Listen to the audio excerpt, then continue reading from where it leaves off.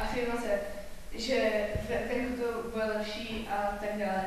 Venku je to nebezpečnější. Čeho se vůbec pedofil, myslíte, snaží dosáhnout jakékoliv sociální síti? Myslíte jen toho, že si s vámi bude psát a budete kamarádi, nebo něco takového? Já myslím spíš, že se snaží dosáhnout toho, že se stejně sejdete někde venku. Jo.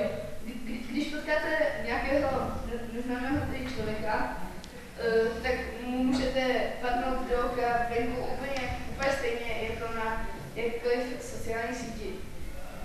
V tom není rozdíl. Potom říkali jste, že přes sociální sítě může s vámi komunikovat někdo, koho vlastně vůbec neznáte, může si dát jako profilovku někoho jiného, dát si jiné jméno a vlastně vůbec nebudete vědět, kdo to je.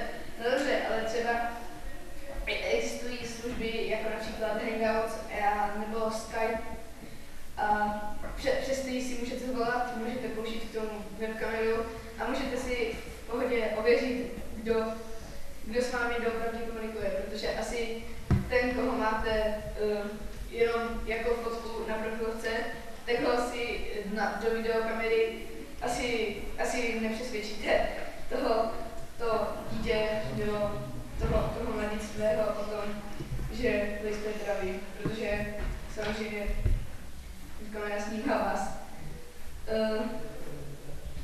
Myslíte si, že je větší nebezpečí, když po vás kdo si zatouží v reálu nebo na internetu? V reálu přece může hned vás chtít do ruky, může vás znásilnit, může vás okrást nebo já nevím co, ale přes internet přece jenom mluvíte do počítač, máte tam vzdálenost a nejste přímo vedle něj. Je to mnohem bezpečnější, než